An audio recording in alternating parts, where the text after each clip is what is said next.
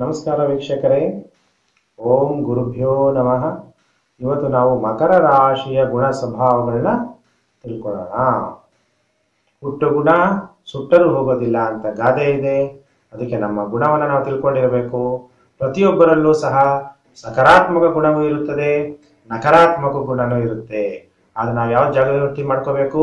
ಸಕಾರಾತ್ಮಕ ಗುಣಗಳನ್ನ ಜಾಗೃತಿ ಮಾಡ್ಕೊಂಡ್ರೆ ನಮಗೂ ಕಲ್ಯಾಣ ಆಗುತ್ತೆ, ನಾವು ವಾಸಿಸುವಂತ ಕುಟುಂಬ ಕಲ್ಯಾಣ ಆಗುತ್ತೆ, ನಾವು ನಗರ ಕಲ್ಯಾಣ ಆಗುತ್ತೆ, ಜಿಲ್ಲೆ ಕಲ್ಯಾಣ ಆಗುತ್ತೆ, ರಾಜ್ಯ ಕಲ್ಯಾಣ ಆಗುತ್ತೆ, ಮತ್ತೆ ನಮ್ಮ ದೇಶ ಅನ್ನೋದು ಉದ್ಧಾರ ಆಗುತ್ತೆ. ಅದಕ್ಕೆ ನಾವು ನಮ್ಮಲ್ಲಿ ಎಂತ ಗುಣ ಕಲಿಬೇಕು? ಸಕಾರಾತ್ಮಕ ಗುಣಗಳನ್ನ ನಾವು ಜಾಗೃತಿ ಮಾಡ್ಕೋಬೇಕು. ನಾನೀಗ ಮಕರ ರಾಶಿಯ ಗುಣ ಸ್ವಭಾವಗಳನ್ನ ತಿಳಿಸ್ತಾ ಇದ್ದೀನಿ. ಈ ನಾನು ತಿಳಿಸುವಂತ ಗುಣ ಸ್ವಭಾವ 100% ಇದ್ದೇ ಇರುತ್ತೆ. ಅಕಸ್ಮಾತ್ ರಾಶಿಯನ್ನ ಬೇರೆ ಗ್ರಹಗಳು ದೃಷ್ಟಿಸಿದರೆ ಅಥವಾ ರಾಶಿಯಲ್ಲೇ ಬೇರೆ ಗ್ರಹಗಳು ಸ್ಥಿತರಾದರೆ ಸ್ವಲ್ಪ ಗುಣ ಸ್ವಭಾವಗಳು ವ್ಯತ್ಯಾಸ ಆಗುತ್ತೆ ಅಷ್ಟೇ. ಬಿಟ್ರೆ ಇನ್ ಮಿಕ್ಕಿದೆಲ್ಲ ಗುಣ ಕರೆಕ್ಟ್ ಆಗಿರುತ್ತೆ. ನಾನು ನಿಮ್ಗೆ ಆದಷ್ಟು ಸಕಾರಾತ್ಮಕ ಗುಣಗಳನ್ನ ತಿಳಿಸ್ಕೊಡ್ತೀನಿ. ಆಕಾಶದಲ್ಲಿ ಸುತ್ತುವ ಜ್ಯೋತಿ ಚಕ್ರದಲ್ಲಿ 10ನೆಯ ರಾಶಿಯಲ್ಲಿ ಕಾಣಬರುವ ನಕ್ಷತ್ರ ಪುಂಜವು ಹೇಗಿರುತ್ತೆ? ಮೀನಿನಂತೆ ಕೆಳಗಿನ ಭಾಗವು, ಆಡಿನಂತೆ ಮೇಲಿನ ಭಾಗವು ಇರುವಂತೆ ಕಾಣುವುದರಿಂದ ಇದನ್ನು ಮಕರವೆಂದು ಕರೆದರೂ ನಮ್ಮ ಭಾರತ ದೇಶದ ಜ್ಯೋತಿಷ್ಯ ಶಾಸ್ತ್ರಜ್ಞರು ಇದು ಚರರಾಶಿಯು. ಪಂಚತತ್ವಗಳಲ್ಲಿ ಪೃಥ್ವಿಯನ್ನು ಕುರಿತ ರಾಶಿಯು. ಶನಿ ಗ್ರಹನು ಇದಕ್ಕೆ ಸ್ವಾಕ್ಷೇತ್ರ. ಕುಜನಿಗೆ ಈ ರಾಶಿಯಲ್ಲಿ ಉಚ್ಚ ರಾಶಿಯು, ಗುರುವಿಗೆ ನೀಚ ರಾಶಿಯು ಆಗಿರುವುದು. ಈ ರಾಶಿಯಲ್ಲಿ ಜನಿಸಿದವರು ವಶೀಕರಣ ಮುಖಭಾವ ಉಳ್ಳವರು. ಮುಖ ಹೇಗಿರುತ್ತೆ? ವಶೀಕರಣ, ಆಕರ್ಷಣೆ ಮುಖ, ಆ ತರ ಮುಖ ಇರುತ್ತೆ. ತೀಕ್ಷ್ಣವಾದ ಕಣ್ಣುಗಳು, ಅರ್ಥ ಆಯ್ತಾ? ಹಣೆ ಸಾಮಾನ್ಯವಾಗಿ ಅಗಲವಾಗಿ ಇರುತ್ತದೆ. ಈ ರಾಶಿಯಲ್ಲಿ ಜನಿಸಿದವರ ಅಭಿಪ್ರಾಯ ಯಾವಾಗ್ಲೂ ಏನಿರುತ್ತೆ? ಮೇಲಕ್ಕೆ ಹೋಗುವುದೇ, ಮೇಲಕ್ಕೆ ಹೋಗ್ತಾ ಇರುತ್ತೆ.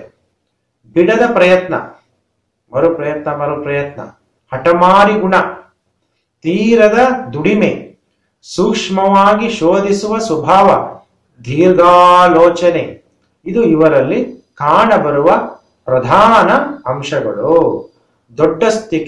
ದೊಡ್ಡಸ್ತಿಕೆಯು ವಿಶಾಲ ಮನೋಭಾವವು ಉಳ್ಳವರು ಈ ರಾಶಿಯವರು. ಆದರೆ ಕೆಲವು ಸಮಯದಲ್ಲಿ ವಕ್ರ ಬುದ್ಧಿಯೂ ಉಳ್ಳವರು. ಕೆಲವು ಸಮಯಗಳಲ್ಲಿ ಇತರರನ್ನು ಸಂತೋಷಪಡಿಸಿ ಇವರು ಸಂತೋಷ ಪಡುವರು. ಕೆಲವು ಸಮಯಗಳಲ್ಲಿ ಇತರರನ್ನು ಕಷ್ಟಪಡಿಸಿ ತಾವು ಸಂತೋಷಿಸುವರು. ಇತರರ ಗಮನವು ಯಾವಾಗಲೂ ತಮ್ಮ ಮೇಲೆಯೇ ಇರುವಂತೆ ಮಾಡಿಕೊಳ್ಳುವರು. ಇವರ ನಡೆ ಭಾವನೆ ಎಲ್ಲವೂ ನಾಟಕದಲ್ಲಿ ಪಾತ್ರಕ್ಕೆ ತಕ್ಕ ವೇಷ ಧರಿಸುವಂತೆ ಪದೇ ಪದೇ ವ್ಯತ್ಯಾಸವಾಗುತ್ತಿರುವುದು. ಈ ರಾಶಿಯಲ್ಲಿ ಜನಿಸಿದವರು ಹೇಗಿರ್ತಾರೆ? ಬಲಹೀನತೆಯನ್ನು ತಮಗೆ ಸಾಧಕವಾಗಿಸಿಕೊಳ್ಳುವುದರಲ್ಲಿ ಸಮರ್ಥರು. ಎಂತಹ ವಿರೋಧವಿದ್ದರೂ ಇವರು ತಮ್ಮ ಗುರಿಯನ್ನು ಬದಲಾಯಿಸುವವರಲ್ಲ. ಕಾರ್ಯದಲ್ಲಿ ಕಣ್ಣಾಗಿರುವರು.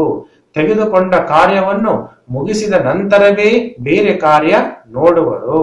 ಧರ್ಮಚಿಂತನೆ, ದಯೆ ಇವರ ಜನ್ಮದ ಒಳ್ಳೆಯ ಅಂಶಗಳು.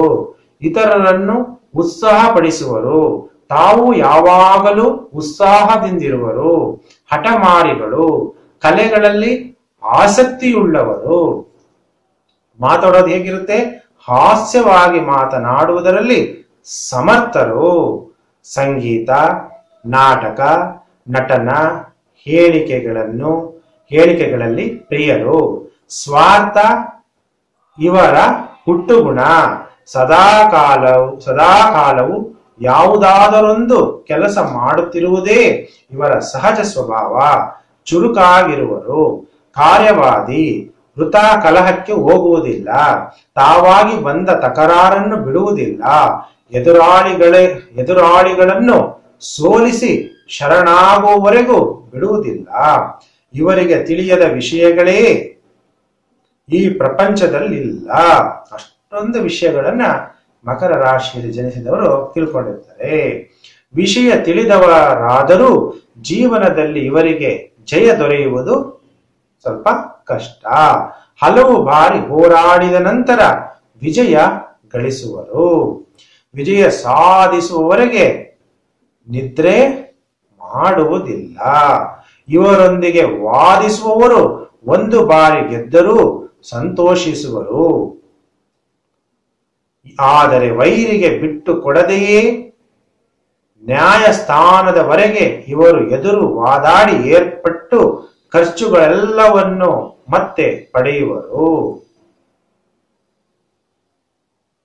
ಇವರ ಮಾತಿನಲ್ಲಿ ದೃಢತೆ ಎದ್ದು ಕಾಣುವುದು. ಇವರು ಹೇಳಿದುದನ್ನೇ ಮತ್ತೆ ಮತ್ತೆ ಬಲವಂತವಾಗಿ ಹೇಳುವರು. ಪ್ರಚಂಡರು, ವಾಕ್ಚಾತುರ್ಯರು, ನ್ಯಾಯವಾಗಿಯೂ ತಂತ್ರವಾಗಿಯೂ ಮಾತನಾಡಿ ಇತರರನ್ನು ತಮ್ಮ ವಶ ಮಾಡಿಕೊಳ್ಳುವುದರಲ್ಲಿ ಸಮರ್ಥರು. ಸಂಗೀತ ಜ್ಞಾನ ಉಳ್ಳವರು. ಸಂಗೀತದಲ್ಲಿ ಪ್ರಾವೀಣ್ಯತೆಯನ್ನು ಪಡೆದು ಗಂಟಗಟ್ಟಲೆ ಹಾಡಬಲ್ಲ ಸಾಮರ್ಥ್ಯ ಉಳ್ಳವರು. ಅದೇ ರೀತಿ ಪ್ರಸಂಗಗಳಲ್ಲೂ ಎಡೆ ಬಿಡದೆ ಮಾತನಾಡಿ ಕೆಲವರನ್ನು ಮೂಕರನ್ನಾಗಿಸುವರು. ಇವರು ದೊಡ್ಡ ಕುಟುಂಬದಲ್ಲಿ ಜನಿಸಿದ ಪ್ರೀತಿಯ ಮಕ್ಕಳಾಗಿರುವರು.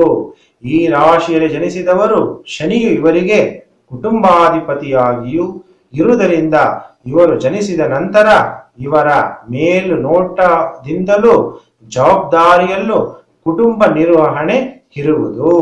ಇತರರನ್ನು ಪೋಷಿಸಿ ಆಧರಿಸುವುದರಲ್ಲಿ ಹೆಚ್ಚು ಸಂತೋಷಿಸುವರು.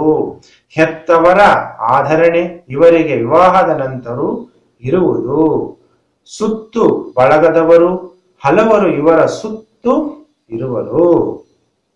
ಬತ್ತಿ ಹೋಗದ ಹಣದ ಸೌಂದರ್ಯವುಳ್ಳವರು. ಸಮಯ ಸಂದರ್ಭಕ್ಕೆ ತಕ್ಕ ಹಾಗೆ ಬೇಕಾದಷ್ಟು ಹಣದ ಸಹಾಯವನ್ನು ಹಲವರಿಗೆ ತಾವಿರುವ ಸ್ಥಳಕ್ಕೆ ತರಿಸಿಕೊಳ್ಳುವರು. ಸಾಲ ಮಾಡುವುದು, ಬಡ್ಡಿ ಕಟ್ಟುವುದು ಇವರಿಗೆ ಹಿಡಿಸದ ವಿಷಯ. ಇತರರಿಗೆ ಸಾಲ ಕೊಡುವುದು ಇವರಲ್ಲಿ ಕಾಣಲಾಗದು. ಇವರು ಯೋಚಿಸಿ ಖರ್ಚು ಮಾಡುವರೆಂದರೆ ಅತಿಶಯವಲ್ಲ. ಹಣದ ಸೌಕರ್ಯ ಕಡಿಮೆಯಾದಾಗ ತಮ್ಮ ಖರ್ಚುಗಳನ್ನು ಕಡಿಮೆ ಮಾಡಿಕೊಳ್ಳುವರು. ಆದ್ದರಿಂದ ಹಣದ ವಿಷಯದಲ್ಲಿ ಯಾವಾಗಲೂ ಶ್ರೀಮಂತರಾಗಿಯೇ ಇರುವರು. ಶನಿಯು ಭರಣಿ, ಪುಬ್ಬ, ಪೂರ್ವಾಷಾಢ ನಕ್ಷತ್ರದಲ್ಲಿದ್ದು ರವಿಯು ಸೂಕ್ಷ್ಮದಲ್ಲಿದ್ದರೂ ರವಿ ಸಂಬಂಧ ಬಂದರೂ ಸತಿಪತಿಗಳು ವಿವಾಹ ಕಾಲದಿಂದ ಅಂತ್ಯದವರೆಗೂ ದುಃಖದ ಜೀವನವನ್ನ ಅನುಭವಿಸಬೇಕಾಗುವುದು. ಎಲ್ಲರೂ ಸಹ ಸಬ್ಸ್ಕ್ರೈಬ್ ಮಾಡ್ಕೊಳ್ಳಿ. ಅಲ್ಲಿ ಒಂದು ನೋಟಿಫಿಕೇಶನ್ ಬೆಲ್ ತರ ಒಂದು ಗಂಟೆ ಇರುತ್ತೆ, ಅದನ್ನ ಒತ್ತಿ ನಾನು ಮುಂದೆ ಹಾಕುವಂತ ವಿಡಿಯೋಗಳನ್ನ ಸಹ ನೀವು ನೋಡ್ಬೋದು.